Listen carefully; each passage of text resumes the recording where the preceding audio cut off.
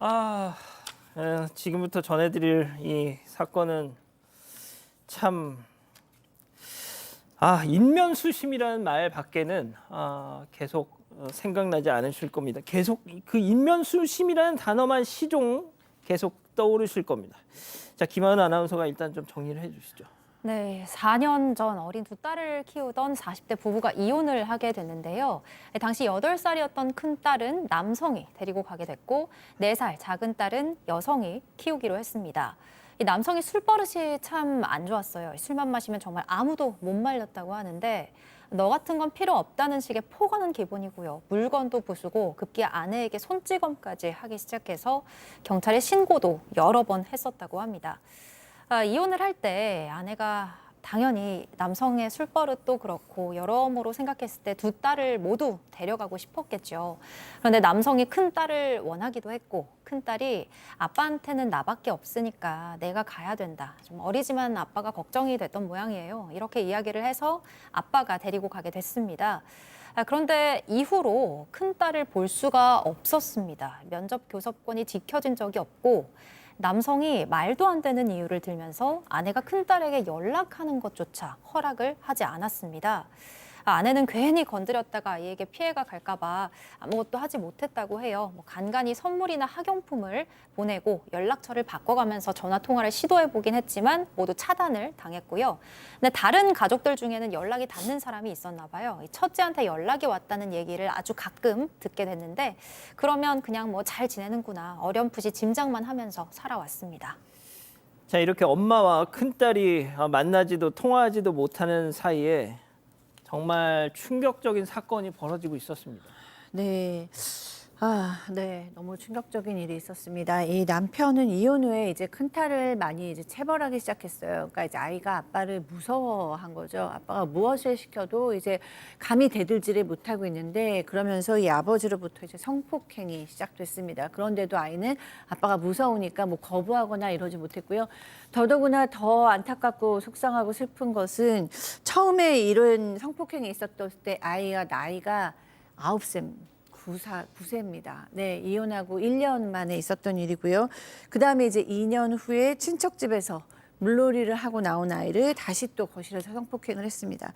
그 이후에도 2차례 자신의 집에서 더 성폭행이 있었고요. 알려진 것만 뭐 이런 겁니다.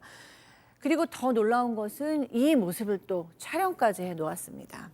이 남성 동거녀까지 있었어요. 집에 동거녀가 있었는데도 불구하고 자기 딸을 어린 딸을 9살짜리 딸을 이렇게 성폭행했습니다. 이 아이 이 문제 누구한테도 얘기하지 못했고요. 그렇기 때문에 학교에서도 전혀 눈치를 채지 못했습니다. 예, 이 제보자 얘기 직접 들어보시죠.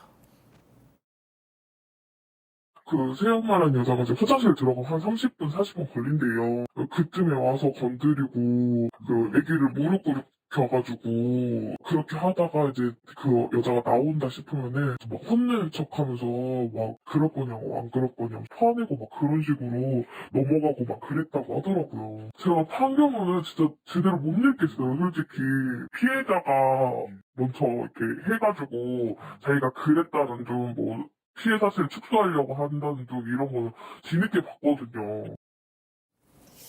이 판결문을 저희한테 주셨는데 정말 제대로 읽을 수가 없었습니다. 근데 그 판결문에도 담기지 못한 내용들이 있었다고 해요. 그러게요. 일단 아이가 너무나 걱정스러운 상황 아니겠습니까? 아이가 그 아비라는 자의 폭행 때문에 뭐 겁도 먹었고 했겠지만 아무런 어떻게 보면 티를 내지 않았던 겁니다. 주변에 말도 안 하고. 근데 그러면 이 범죄가 어떻게 드러났냐? 그것도 기가 막혀요. 그 아이를 불법 촬영한 동영상을 동거녀가 우연히 발견한 겁니다. 그래서 그 동거녀가 신고를 했던 거예요. 그런데도 불구하고 이거를 그냥 잘못을 인정하는 게 아니라 아이가 먼저 유도했다거나 뭐 이런 식으로 뻔뻔하게 나왔다는 겁니다. 참, 근데 그래서 일단 이제는 구속해서 재판에 넘겨줬고요. 아이는 심표로 보내는데 이게 또 피해자 가족들이 너무 늦게 아셨다고 합니다. 이 사실을 어떻게 짐작이나 했겠어요. 얼마 전에 아셨고 1심 선고 직전에였다고 합니다. 그게. 피해자 큰딸은 이제 중학생이 됐습니다. 몸과 마음의 상처 뭐 말할 것도 없죠. 하지만 이런 말까지 들었다는 거죠. 체크 포인트 짚어보죠. 네가 거짓말해서 이게 무슨 얘기일까요? 들어보시죠. 새엄마라는 여자가 애기한테 네가 거짓말을 해서 아빠가 벌을 더 받게 됐으니 책임져라. 그러니까 타면서 써라. 이런 식으로 막 붙잡고 막 협박하고 화내고 막 이랬다고 하더라고요. 두 번째에서는 할머니 할아버지 죽는다. 너 할머니 할아버지 어떻게 볼 거냐. 할아버지 할머니 죽었으면 좋겠냐. 할머니 할아버지 살리는 셈 치고 타면서 써라. 이렇게 해서 쓰게 됐다고 하더라고요. 솔직히 애기가 이게 엄청난 일인지도 모르는 것 같고 아빠가 밉다라는 생각도 못하는 것 같고 그래서 그게 너무 마음이 아파요. 박 변호사님. 본인이 신고를 했는데 또 갑자기 탄원서 좀 이상하긴 한데 그 이유가 있었습니다. 그 이유는 뭐냐면 얼마 안 있다가 혼인 신고를 함으로써 실제로 법적인 부부가 되니까 막 그렇게 한 걸로 보입니다. 딸이죠. 딸한테 네가 거짓말했기 때문에 아빠가 지금 저런 상황이니까 네가 책임을 져야 된다라고 하면서 평생 너 혹시 지금 쉼터에 살래라고 겁주기도 하고요. 스스로 가족과 연락을 자주 해야지 왜 몰랐어? 그렇게 얘기하고 실제로는 일 크게 만들지 마라. 할아버지 할머니 어떻게 죽었으면 좋겠냐. 살리는 셈 치고 탄원서 쓰라. 지금 전화 안 받으면 신고한다. 라고 협박을 했던 것 같아요. 그러다 보니까 아이가 지금 저런 탄원서를 썼는데 2차례나 제출을 했어요. 내용이 그런 거예요. 고등학교 졸업식 때 아빠가 왔으면 좋겠다. 소원이다. 아빠가 나쁜 짓을 했지만 하나뿐이다. 아빠도 많이 후회하고 있고 처벌 원치 않는다. 등에 글이 적혀 있습니다. 더 충격적인 거는 존경하는 재판장님, 피해자의 이자 피고인의 딸 이렇게 본인을 소개를 하거든요. 중학교 1학년이. 중1이요. 중1이 작성했다고 보기 어려운 대목이겠죠. 아마도 피해자 가족들은 새엄마가 탄원서를 쓰게 했던 걸로 보이고 또 처벌 원치 않는다는 말을 하는 아이의 모습이 찍힌 동영상도 찍었다고 합니다. 고등학교 졸업식에는 아빠가 와주는 게 소원입니다. 아빠가 나쁜 짓은 했지만 저한테는 하나뿐인 아빠예요. 아빠도 많이 후회하고 반성하고 있을 겁니다. 아빠의 처벌을 원하지 않습니다. 피해자이자 피고인의 딸, 이 짓을 이런 탄원서를 쓰게 하였고 그 쓰는 모습을 또 옆에서 그걸 찍고 앉았다. 양 변호사님.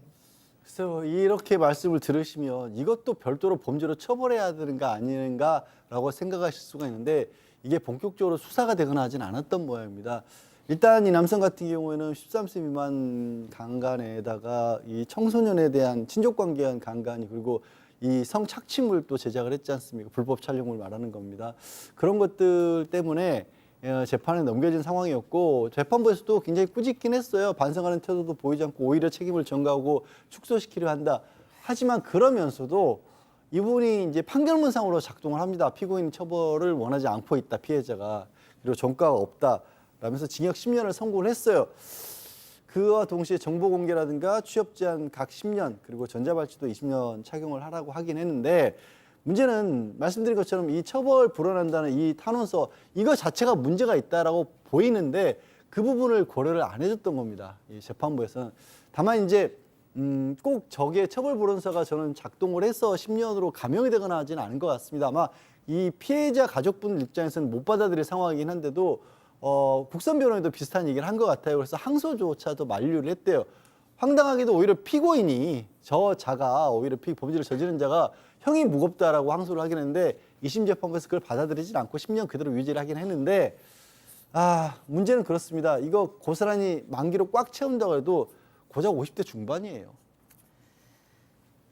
교수님 진짜 방송하는 내내 뭐 다들 그러실 거예요. 지금 막 욕이 목 끝까지 다들 이렇게 차 오르셨을 겁니다. 진짜. 네, 저도 정말 이 케이스를 읽으면서 너무 아이 상태나 아이 마음이나 모두 너무 걱정스러웠어요. 일단 복합 트라우마가 확실하죠.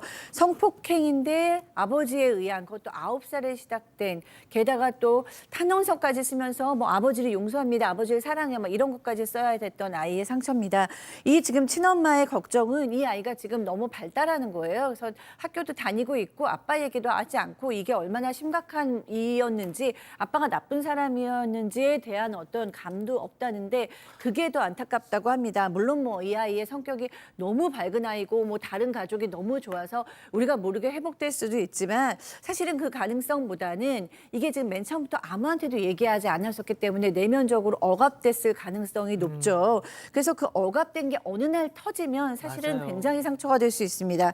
그래서 천천히 부드럽게 부드러운 양육 안에서 안정적으로 상담을 받아가면서 또 양육 환경 내에서 커야 될 것 같고요. 뭐 나중에라도 누가 또 아빠는 봐야지 용서해야지 이런 얘기는 그 누구도 안 하시는 게 좋겠습니다.